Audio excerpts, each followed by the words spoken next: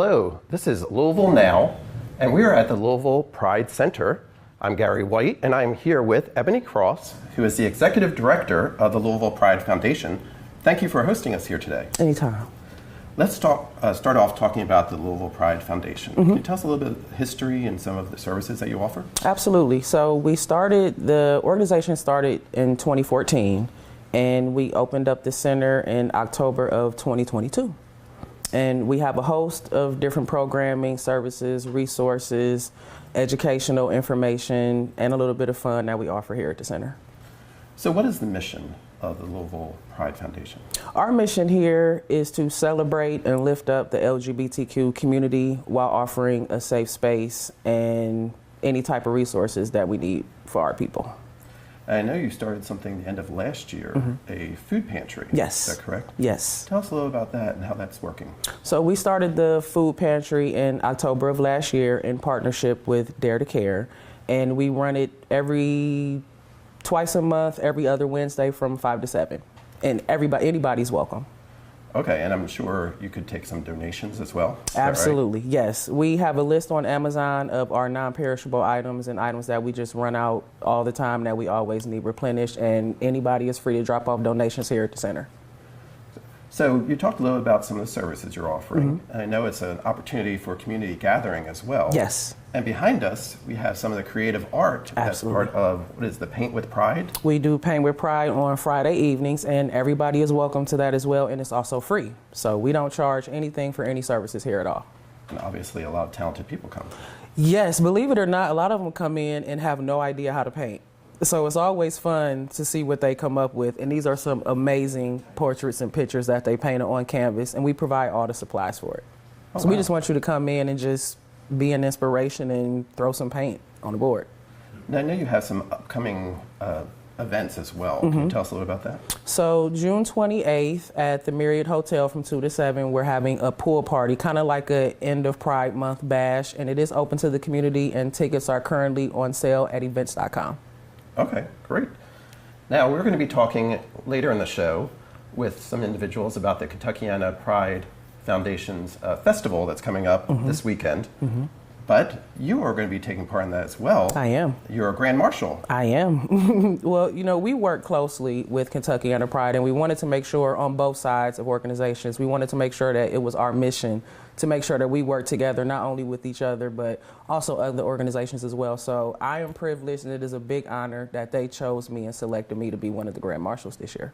So Louisville is very fortunate to have two Pride festivals. Yes. Right? Yes. Because the Louisville Pride Foundation has their festival in September? Correct, September 6th. September 6th. On Bardstown Road in the Highlands. Okay, mark your calendars. You can celebrate there as well. Yep. Well, thank you very much. You're very welcome. Glad to be here. And again, thank you for hosting us here. No problem. We'll be right back. We're going to be talking with some members from the Human Relations Commission here with the Louisville Metro government about listening sessions that they are doing with the LGBTQ plus community.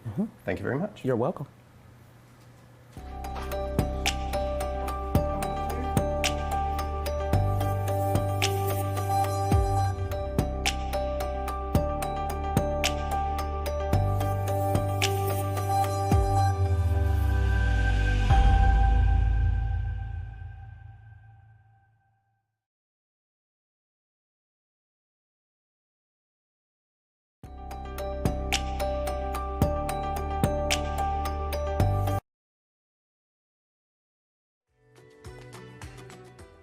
My name is Robert Kennedy. I'm an equipment operator. I've been with the city a year and a half. I love my job. I love the job. People are nice to work with. We get along well. Besides, other than driving trucks, I'm a sanitation engineer. To me, it means I clean up, I pick up whatever needs to be done. We do it. We take care of it. People here are easy to work with. They don't mind teaching you, and you learn by the employees and by your superiors. Today we're doing complaints. They give us these forms. We go pick up, clean up alleys or clean up front of the yard, whatever the address is on the complaint. We go to that address. We clean it up, whether it's the alley or front of your yard, or maybe on the expressway somewhere. Dial those 3-digit numbers. Tell us you got a complaint. And they come take pictures of it, then they give it to us, and we'll come clean it up. Every now and then we see a customer, they walk past and say, "Thank you very much, appreciate what you do." It feels good. Well, they can make sure they put the garbage in their cans, or if they got a spot, or they put all what they want to pick up whenever they do call in to complain, make sure it's all in one general area. I like doing it, getting it done.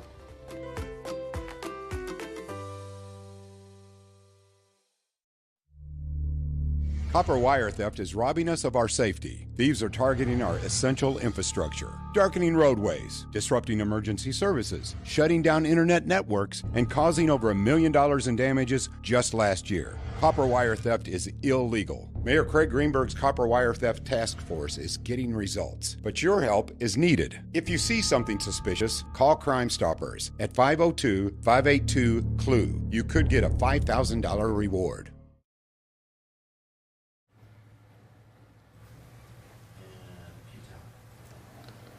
Welcome back. I'm now here with Chase Medved with the Human Relations Commission through Louisville Metro Government, and Marie Dever, who is with the chair of the Human Relations Commission Advocacy Board.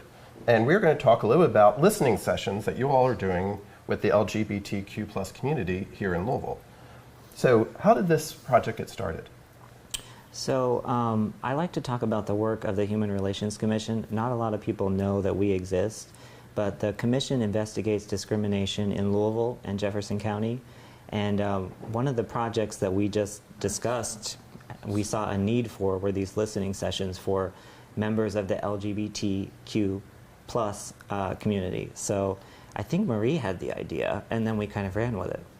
Yes. So tell us a little about how these are working. Well, we're just starting. We're starting to reach out to introducing ourselves to the LGBTQ community and organizations. Like Chase said, not a lot of people know about the HRC. One thing we're really trying to push is to educate the members of the LGBTQ community about that they have protections that may not exist anymore at the federal or state level, but are protected by the Louisville ordinance if they are discriminated against. So we're just starting out, but we're feeling encouraged with the people that we've connected with. And you were saying that you were having some challenges connecting with the individuals to actually do the sessions. How can people take part and be part of the listening session? So far we've had 2 listening sessions, one here at the Louisville Pride Foundation. We also met with the YMCA Safe Place, which is a really great resource if anybody wants to look into that. The YMCA Safe Place, primarily for youth who need help, LGBTQ plus youth. And but what we've found so far is that it may seem obvious, but people are afraid to speak out right now. People are worried for their physical safety, their careers, their lives, because they just don't want to necessarily put their name and their face out there. However, we are getting their stories. So we encourage people to still reach out to us. The HRC can guarantee that your information would be confidential. Mm-hmm. And I know Marie has a long-term goal of working towards a report that we would bring to other members of the community and Metro government. So is it anonymous? Can they do this anonymously? Of course, any kind of description that they want to provide or not provide is fine with us. Okay. Are there any common themes that you're finding in the ones that you've done so far? Sadly, the one theme that has struck me is how afraid the members of the LGBTQ community are to leave their homes. Wow. To get on a bus and go where they need to go to a grocery store or whatever. They're afraid to be out in public, especially alone, and that's completely heartbreaking. Yes. And I think you were mentioning that this is a starting point for these listening sessions. You're hoping to expand into other communities as well. Is that correct? Right. Since the HRC, the Human Relations Commission, provides those protections based on the local ordinance with every protected class. That's for disabled people, people who believe they've been discriminated against based on their national origin, their race, their gender, sexual harassment. We anticipate in bringing everybody into that conversation. And you can go to the Facebook page of the Human Relations Commissions to find out more and to take part, correct? Yes, or you can call me at 502-574-2398, and I will make sure the right person gets back to you. Great. Again, I've been talking with Marie Dever and Chase Medved. Thank you very much. Thank you. We'll be right back. Thank you. My name's Mary Burton. I'm a packer driver at Waste Collection. I've been here 5.5 years. I like the people that I work with, the people in the community. They come out, speak to you. It just becomes like family oriented. Morning. Thank you. Especially the kids that come out and wave. They're your regulars. You look forward to seeing them. I started behind the truck tipping, and then I worked my way up, getting my license and then training, and I've been driving ever since. When I first started, I was so scared because I'm really short. A senior driver here, he just talks to me. He's like, you can't be scared. You're the biggest thing out here. Everybody's scared of you. Don't be scared of the truck. So that really encouraged me to like drive differently. Once I just got the hang of it, it's just like driving a car now, riding a bike, chewing bubble gum. Actually, just the other day, I thought it was really sweet. One of my tippers, we was behind a tarp, and it was like an older woman getting off the tarp, and he like took off his gloves and initiated like going to go help her, and I was like, oh, that just made my heart like warm. But yeah, I mean, we run into things like that all the time on the route. You know, we work out here in the community, so it's a lot of stuff that we will see, and we just like take action and initiative. It's just in us to help. I just love my job, what I do, really. It's a lot, it's challenging, but I mean, I'm up for any challenge. I'm always into like growing, so eventually I want to venture out and like be somewhere else, maybe eventually be a supervisor or something like that.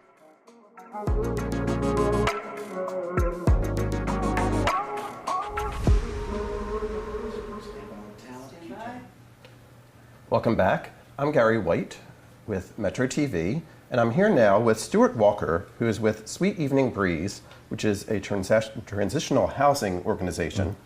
We know that affordable housing and housing insecurity are two areas that the mayor is working hard to address here in the city of Louisville. And Sweet Evening Breeze is also working hard in that area. Can you tell us a little bit about the mission and what Sweet Evening Breeze is doing? Yeah, Sweet Evening Breeze, the organization, provides housing for LGBTQ young adults 18 to 24. We also provide housing resources for them, such as, you know, educational services and, you know, helping them with resumes and things like that. But our goal is just to get LGBTQ young adults to get into stable housing and be able to kind of like live by themselves independently, and that's really hard for the community right now. So just offering support where we can. How long has Sweet Evening Breeze been in existence?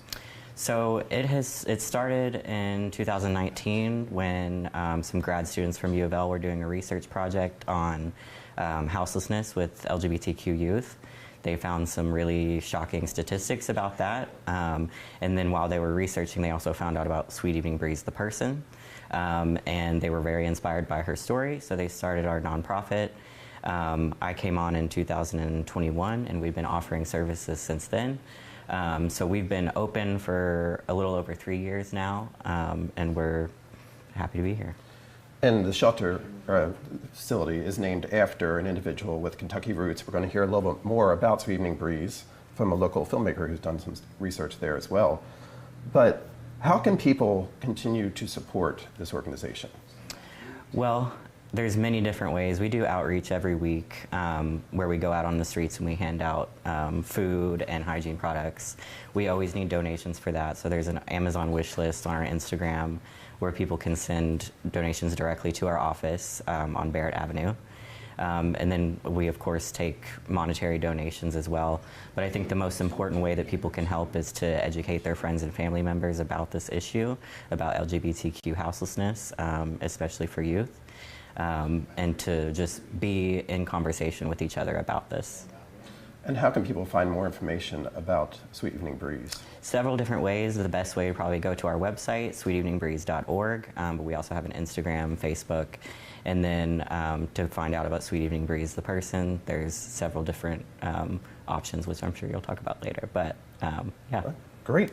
And we are also going to be speaking, when we come back, about a fundraiser that is going on for Sweet Evening Breeze as well, and that's an opportunity for people to continue to contribute and support your organization. Absolutely, yes. Well, thank you very much. I appreciate you being here with us. Thank you for having me.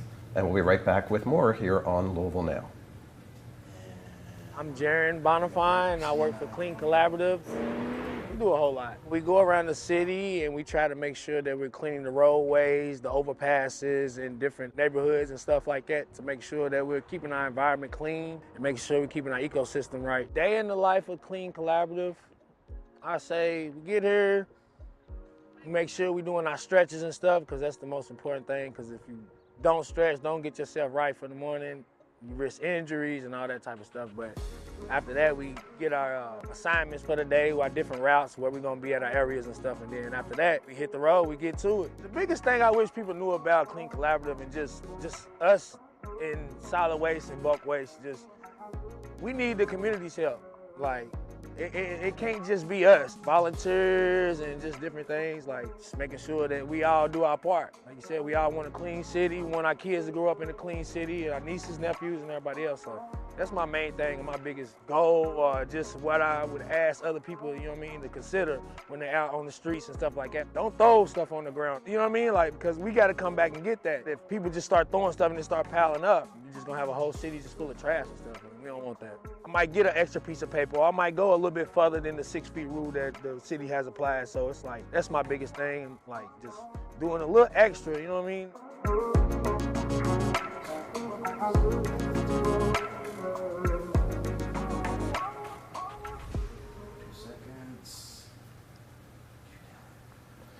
I'm here now with Philip Molestina, who is with the Human Relations Commission, the Public Education Coordinator with Louisville Metro Government's Human Relations Commission. And we're going to talk about a fundraiser that is going to be taking place in July. That is a fundraiser for Sweet Evening Breeze. It's introducing Miss Sweets, I believe is what it's called, right? Mm-hmm. Okay. Tell us about the event for us. Well, it's going to be a fundraiser for raising funds for Sweet Evening Breeze. It's going to be a collaboration with Human Relations Commission, Sweet Evening Breeze, and the Mandala House. So we're just wanting to create this event that's a safe space with unity and compassion, because that's what Sweet Evening Breeze was. She was just that icon in Lexington who was known for her compassion and her service in the community. So we just want to bring that spirit into Louisville and share it to everybody. And you're going to have some people speaking as well at this event, correct? Can you tell us a little about who might be speaking? So we have guest speakers. We have activist Karma Bell Marshall and Dawn Wilson will be speaking, along with the first trans councilwoman, Emma Curtis. And so we'll be having also a proclamation with Senator Couture Herring, who will be doing that. So there'll be a lot of great information that will be said. That's fantastic.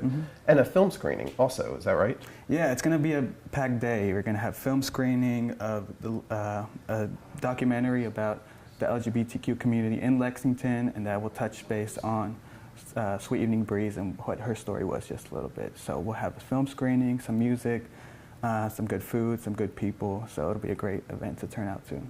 And it's open for everyone, correct? Correct, yeah. Registration is free, but seating is limited. So get your tickets while you can. But yeah, anybody can come in and just enjoy. And how do people get those tickets? So you could look up Introducing Miss Sweets. It'll be on Eventbrite, or you could come to our Facebook or Instagram profile, and you'll see a link right there where you could click in, and yeah, you could just sign up. Right up. Okay. Also, the flyer is available on Louisville Metro TV's Facebook and social media as well, X and Instagram.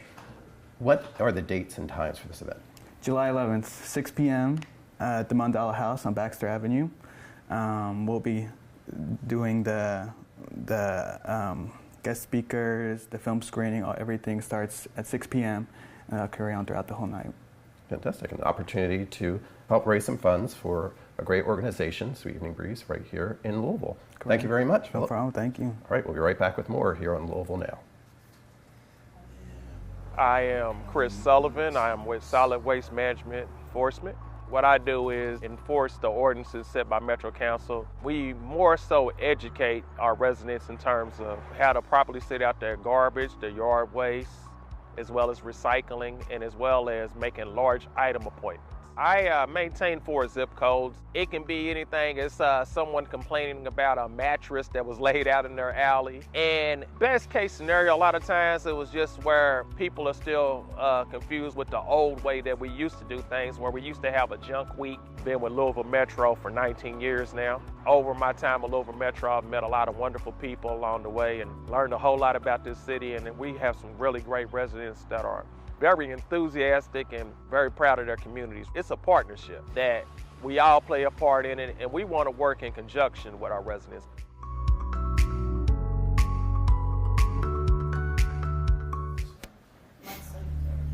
Copper wire theft is robbing us of our safety. Thieves are targeting our essential infrastructure, darkening roadways, disrupting emergency services, shutting down internet networks, and causing over $1 million in damages just last year. Copper wire theft is illegal. Mayor Craig Greenberg's Copper Wire Theft Task Force is getting results, but your help is needed. If you see something suspicious, call Crime Stoppers at 502-582-CLUE. You could get a $5,000 reward. And welcome back. I'm Gary White, and this is Louisville Now. We're at the Louisville Pride Center, and we appreciate them hosting us here for this conversation today. And I'm here now with Tim Wyrock, who is the Vice President of the Kentuckiana Pride Foundation. And I bet it's a busy week for you. It is. Yes, you have events coming up on Saturday. So let's get started talking about the festival that is going to be taking place on Saturday. Sure. You have a parade and a festival, correct? We do. We have a parade starting in New Lou. It's going to go down from New Lou to River Road at the festival grounds, and in there it starts at noon, and it will probably take several hours, obviously, because we got about 113 different participants. So we're expecting somewhere around 10,000 or more to be in attendance just in probably the parade alone. Oh wow! Yeah. Actually participating in the parade. Mm-hmm. That's great. It's really grown. And we want to mention, this is the 25th anniversary. It is 25 years. Yeah, 25 years ago we started at the Belvedere in Louisville, Kentucky, and then we have grown since then and moved it to the Big Four lawn to where it is today. Okay, that's great. Tell us a little about the Kentuckiana Pride Foundation. Sure. So the organization actually started in 1982, believe it or not, as a Pride picnic. And over the years, it evolved from the Pride picnic. It had been picked up by several different organizations. Even the Bowling League at once upon a time had the organization. And from there, it eventually grew into the Kentuckiana Pride Foundation 25 years ago, into what it is that we know it today as the parade and the festival. So yes. A lot of history, a rich history there that the organization's been through. That's great. So we talked about the parade, that's going to be at noon. And then the festival, what are the hours and how can people take part in that? So kypride.com, first of all, I'd say go there to our events page because it has everything that's going on. We start off in the Highlands on Thursday for a kickoff party, go to a dance party on Friday, to eventually the festival and the parade itself on Saturday, followed by a closeout party at the Myriad Hotel on Sunday with a brunch and pool party. So a ton of stuff going on throughout the week and throughout the month, obviously. And how can people find out the details, get tickets and all that kind of stuff? Go to kypride.com, and then at that page, there's an events section. Go to the events section on kypride.com, and all the tickets are available, all the links are available there, and all the dates and times and all the things for the events. Now tell us who the headliners are for the festival this year, because I know last year that was a big deal with right? Last year with Chapel was a big deal. It was sort of unexpected. She blew up at that time, and we had a sold-out crowd. There's over 25,000 people in attendance, 50,000 total for the festival and the parade itself. Natasha Bedingfield is this year as the headliner, Sauce Santana. We've got Tanner Adele, Molly Grace, Grant Ganoke, international DJs GSP and Dan Slater, Voices of Kentuckiana. So there's lots of different talent that's going to be there for the festival all day long. Fantastic. And again, they can go to kypride.org? No, com. It's kypride.com. Okay. Believe it or not. Okay, that's great. Okay. But we also, as we mentioned, we're at the Louisville Pride Center, and the Louisville Pride Foundation's here. We heard that Ebony is one of the Grand Marshals, but there's also another individual who works here who's going to be getting an award, right? Yes, Anthony Munger. He's going to be getting the Amaraj Sailing Trans Champion Scholarship. There's a scholarship, and a Community Service Award. So it kind of attaches to two things. One, it attaches to the Community Service Award, so he's receiving the award. And in addition to that, there's a scholarship stipend that's given to the University of Louisville and Amaraj Sailing to that trans champion scholarship, and so that money will be donated on his behalf as well. So there's $2,500 between his award plus the award that goes to the scholarship itself. Fantastic. That's the Kentuckiana Pride Foundation, their festival and parade on Saturday. Head on out and enjoy the event. That's right. Thank you very much for talking with us. I appreciate it. Thank We're you right for back having with us. more here on Louisville Now. Thank you. My name is Robert Clayton. I work for Swims on the DAT truck, better known as the dead animal truck. Typical day, start out getting my paperwork, then getting in my truck, going picking up dead animals around the city. A lot of people call 311 and let us know where dead animals are, and we'll go pick them up. I've been working for Swims for 10 years. I started out as a tipper, then I was a CDL tipper, then I was a driver. A lot of people saying it's a disgusting job, but somebody got to do it. Why not me? I prefer cold weather because the hot weather, all the maggots is out. You know, I've been flipped off and called names and everything, but I'm just doing my job. Just be cautious sometime when you see our truck stop. Kind of slow down because we are doing something positive for the community. Just as long as I go home every day the way that I came in and just come to work and do my job. That's the main thing that I look forward to, going home, being a grandfather and a father and a husband.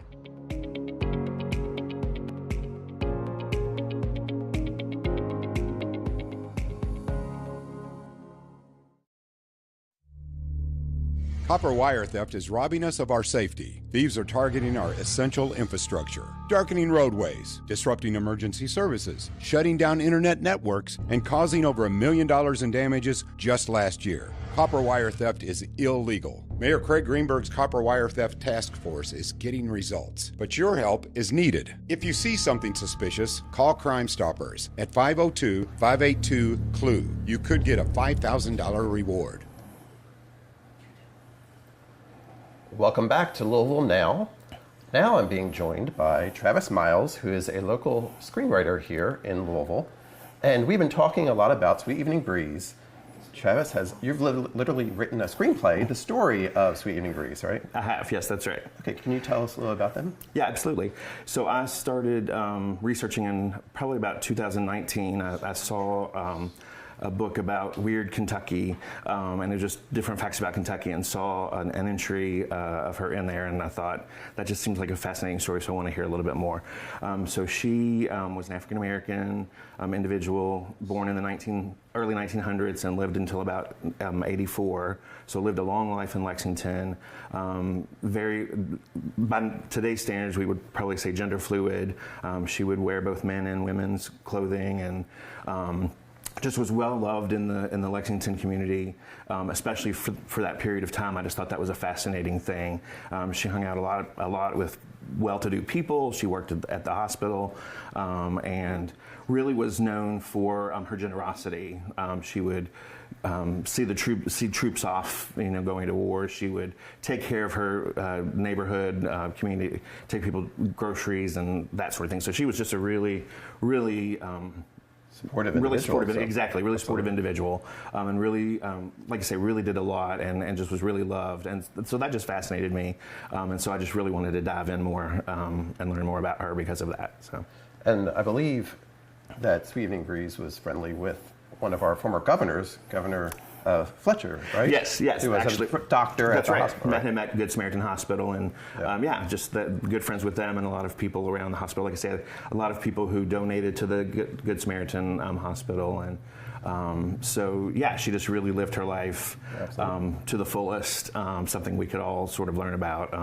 And around that same time, I heard about the organization Sweet Evening Breeze here, and I thought, what a great way to honor her. And honor her life, because she was so giving and generous for an organization here to sort of help the homeless youth. That really honors how she lived her life. So absolutely. And you have a movie that is available, right?